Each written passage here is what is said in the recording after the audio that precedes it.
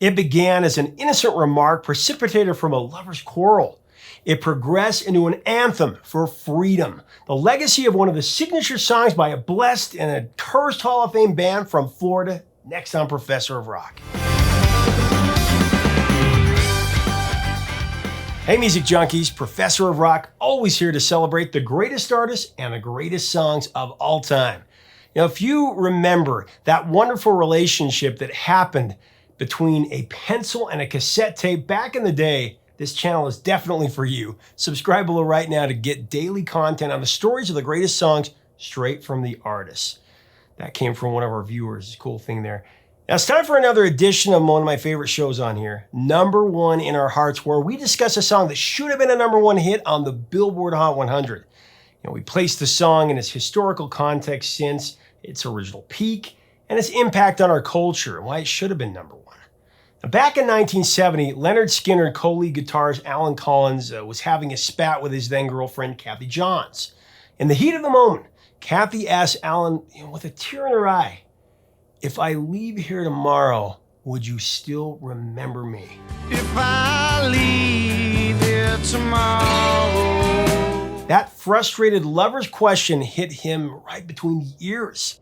He couldn't get the phrase out of his head. Would you still remember me? Allen ultimately answered Kathy by making her his wife later that year. Now, at their wedding, Kathy asked the Skynyrd band members who were there to partake of the festivities to tuck their long hair under wigs.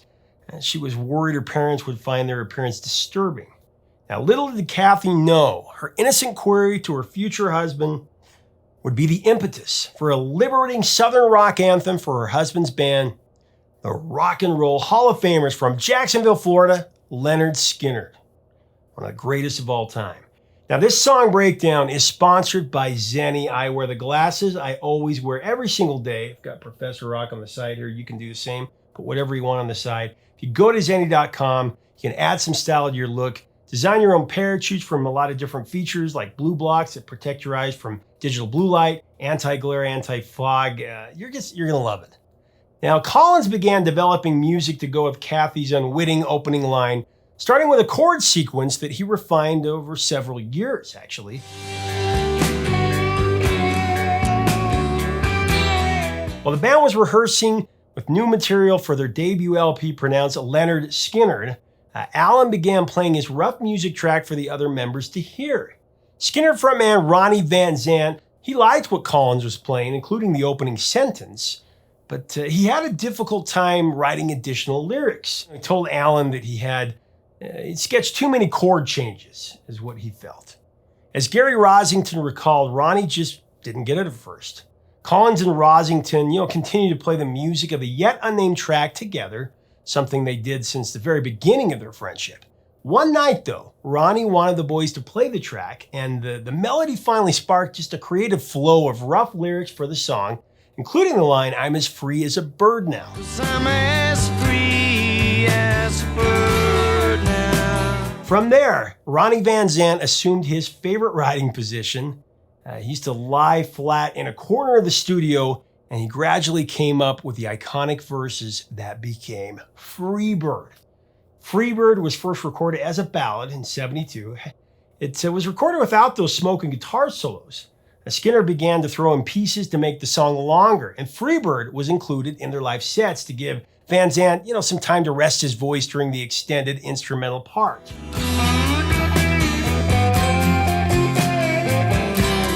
Get this, the time code for Freebird grew to a super epic length of 17 minutes as the band kept jamming. Jamming with improvisational guitar shifts. Now, eventually the recording was cut to just over 9 minutes, with the man Allen Collins lighting up his 1961 Gibson Les Paul with a blistering 5-minute and 12-second climax that many regard as one of the all-time greatest guitar solos.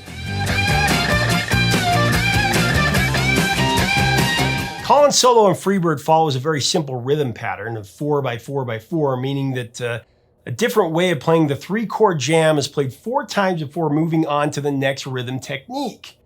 One may call it a simple pattern to learn, but Collins had a unique way of pedaling and rolling each note that was actually very difficult to mimic. That's a big reason why the guitar work in Freebird is just so extraordinary.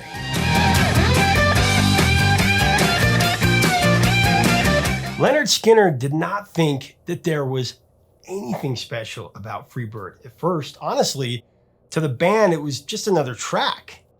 It's amazing how that is. It seems to be a recurring theme with many legendary recordings of the rock and roll era. We just talked about it with Thin Lizzy a couple weeks ago, where an artist or a band is shocked by the eventual success of one of their biggest hits. It's the same story here with Freebird. Skynyrd's label, MCA Records, didn't want the song on the album. Frankly, the band was indifferent. They thought the song was way too long to be a single anyway. It's funny, they didn't think it'd be a single.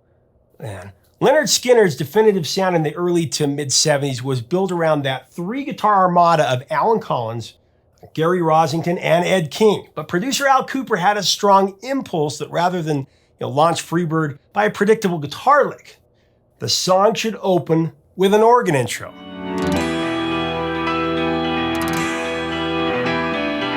Although the band was reluctant about the organ as the lead instrument, Kooper convinced him, and he played the intro himself, credited on the album as Roosevelt Gook. Roosevelt Gook was the alias that Kooper used when he didn't want to be credited for a performance on a certain recording. Now, besides being a visionary producer and a founding member of the band Blood, Sweat, and Tears, Al Kooper's pedigree included pivotal contributions as a session musician on a couple of incredible rock classics. Incomparable, really. Kooper played the organ parts on Bob Dylan's Revered Like a Rolling Stone.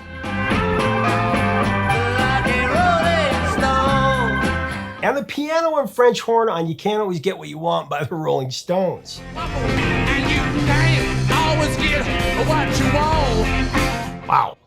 Kooper's organ overture, performed under his Roosevelt Gook pseudonym, invoked a cosmic spirituality to Freebird that brilliantly set up Gary Rossington's delayed slide guitar riff. Now, the slide guitar riff was another huge assist from Kooper, who helped Rossington develop that pensive laundering effect that began at 35 seconds into the song's prelude.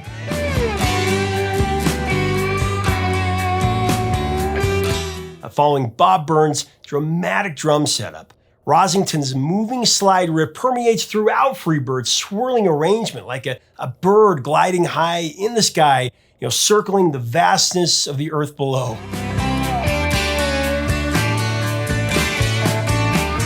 Another key component of Freebird's unfettered power is the piano section created by the great Billy Powell.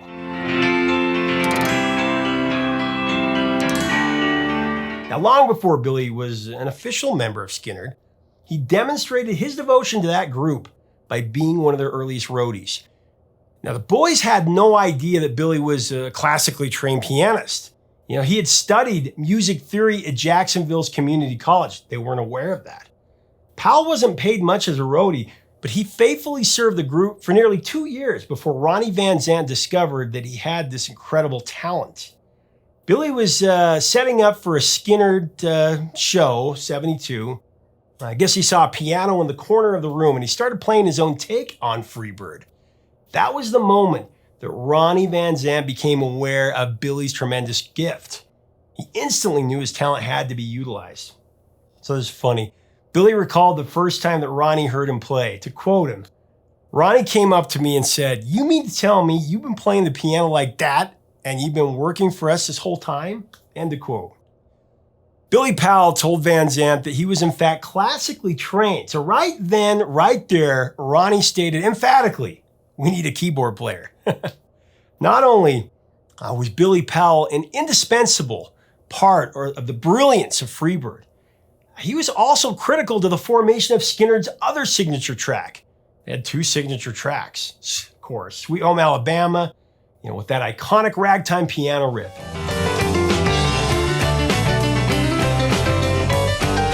Billy Powell's piano arrangement is the underrated foundation of Freebird. That underscores the melodic build-up to release the narrator from a cage of social and romantic confinement. Because I'm as free as a bird now, and this bird you cannot change. Lord knows I can't change. Lord knows I can't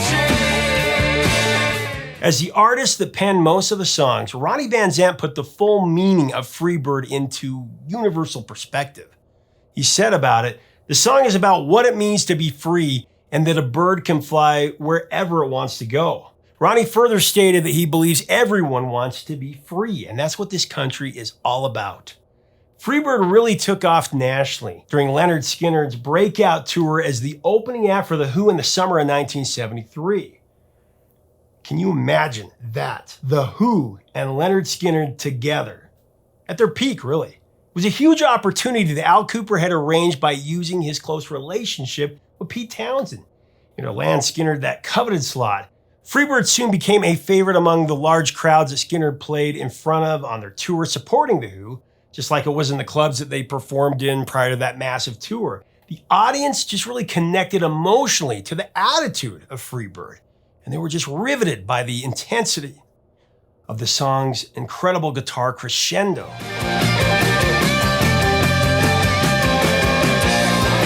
Freebird became such an eagerly anticipated anthem at Skynyrd's live shows. MCA decided to release it as a single, but the label neutered the track from the 90-minute and 8-second LP version to a 4.5-minute clip so that Top 40 radio would potentially play it. Collins' blazing guitar solo was the obvious casualty of the radio edit.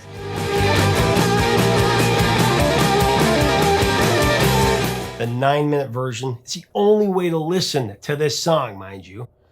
Now, ascending to number 19 in 1974, Freebird ended up as the third highest charting single for Lynyrd Skynyrd, behind Sweet Home Alabama, that peaked at number 8. Talked about that before. And What's Your Name, that went to number 13 on the Billboard Hot 100. Little girl, what's your name? Freebird should have been a number 1 hit. Now, in 76, a live version of Freebird from Skynyrd's live album One More for the Road, that was released as a single. It went to number 38 on the Hot 100. This feeling I can't change. Freebird also had a renaissance in Europe in 82. It reached number 21 in the UK, and it reached number 14, I believe, in Ireland. Alan Collins and the iconic Ronnie Van Zant, they co-wrote many of the biggest Skynyrd hits together. In addition to Freebird, they also teamed up to write Give Me 3 Steps. Give me 3 steps, mister. Give me 3 steps towards the door. And That Smell, both incredible songs, among others. Can't you smell that smell? There are undoubtedly many more idolized tunes that would come from Van Zant and Collins and the other amazing academy of musicians of the beloved Lynyrd Skynyrd. However, one of the darkest and most infamous days of the rock and roll era changed the trajectory of that legacy. October 20th, 1977, a date that we sadly pointed out in our feature on Sweet Home Alabama. That was the date where an airplane carrying the band crashed into a forest in Mississippi, killing 3 band members, including the great Van Zant. Collins was seriously injured in the accident, suffering 2 broken vertebrae in his neck and severe damage to his right arm. Now, doctors recommended amputation, but Collins' dad refused to allow it, and Alan eventually recovered miraculously. The band members that survived that horrific plane crash, though, they may have lived, but after that disaster, each member battled with what seemed to be a curse that was determined to take their lives in the form of some other tragedy. Gary Rosington, Alan Collins, and bassist Leon Wilkeson formed the Rosington Collins Band in '79. That was after the initial breakup of Lynyrd Skynyrd that followed the plane crash. And catastrophe struck again, just as the Rosington Collins Band was gaining traction. In 1980, during the first days of the group's debut concert tour, Collins' wife, Kathy, whose words inspired the creation of Freebird, who we spoke of earlier, she suddenly died of a hemorrhage during the miscarriage of their 3rd child. Kathy's death forced the tour's cancellation with the lingering trauma of losing his friends in the plane crash in 1977. And Kathy's passing, that devastated Collins. On January 29th, 1986, Collins was driving his new black Ford Thunderbird when he was involved in a car accident that claimed the life of his girlfriend, Deborah Jean Watts. It also paralyzed the guitarist from the waist down with limited use of his arms and his hands. Collins pleaded no contest to vehicular manslaughter as well as driving under the influence of alcohol. and he would never play guitar on stage again. Allen Collins died in 1990 from chronic pneumonia, a complication of the paralysis. He's buried beside Kathy in Jacksonville, Florida. Rest in peace. Between the release of Skynyrd's debut LP in 73 and 1976, the band added more parts to their live renditions of Freebird. When Ed King was still with the band, he would perform a short solo that followed Rosington's second slide solo. After King's departure, Billy Powell filled in that section with a keyboard solo, really masterful. Collins also changed his rousing solo. He had added some embellishments to the original, such as adding a second build-up to the outro. Ronnie Van Zant mixed up the live performances of Freebird as well, with his compelling brand of showmanship. He used to dedicate the song to Skynyrd's Jacksonville buddies, Dwayne Allman and Barry Oakley from the Allman Brothers, after they both died in separate motorcycle accidents that were a year and unbelievably only 3 blocks apart. Ronnie and his bandmates loved Dwayne and Barry. The two were tremendous influences on Lynyrd Skynyrd and their music. Ronnie would grab his microphone on stage and explain to the enthusiastic crowds that Dwayne and Barry were Freebirds and that the song is for them tonight. Freebird, of course, generated kinship among the Southern rock brethren. It was as if the song was created by Lynyrd Skynyrd for every band out there to share and play along to. Here's a very cool example of that special bond.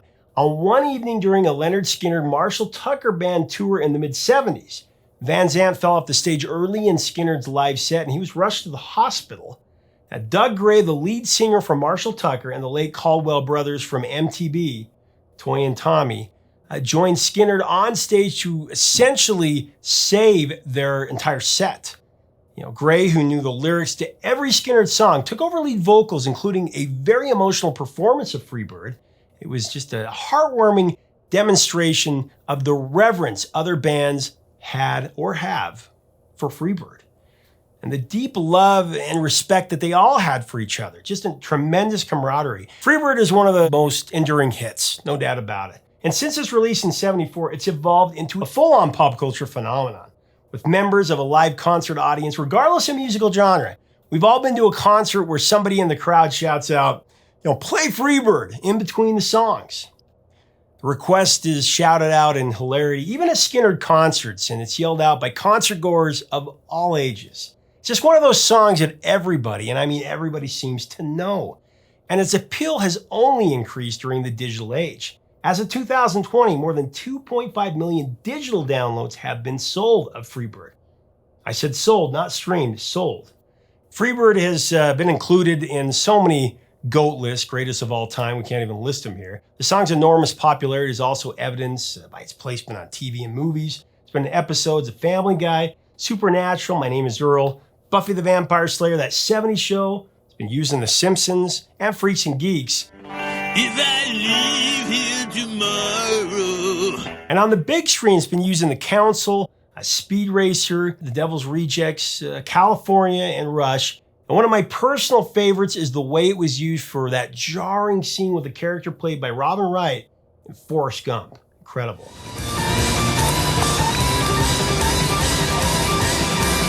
Now, those of you who are gamers or enjoy pretending to be a rock star, you know that Freebird is the encore song in the video game Guitar Hero 2. The first time that I heard Freebird as a kid, a really young child, I was absolutely mesmerized, electrified, seduced by that life-changing solo.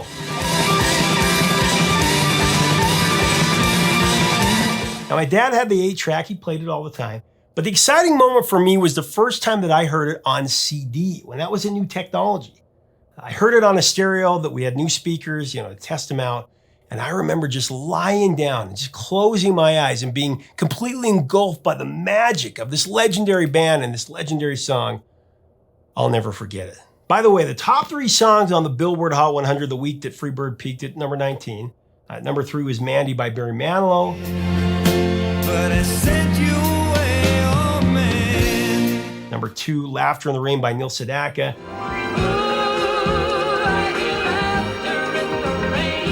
And Please Mr. Postman by the Carpenters was at number 1. I've been standing here waiting, Mr. Postman, so... Now, no disrespect to the Carpenters, But Please Mr. Postman has been covered too many times to even mention. Decades later, Freebird is still flying high. From all of us, professor of rock community, gotta thank Ronnie Van Zant, Alan Collins, Ed King, Billy Powell, Bob Burns, Gary Rossington, and Al Cooper for unleashing a panoramic spirit of freedom in all of us with the liberating Southern rock classic, Freebird.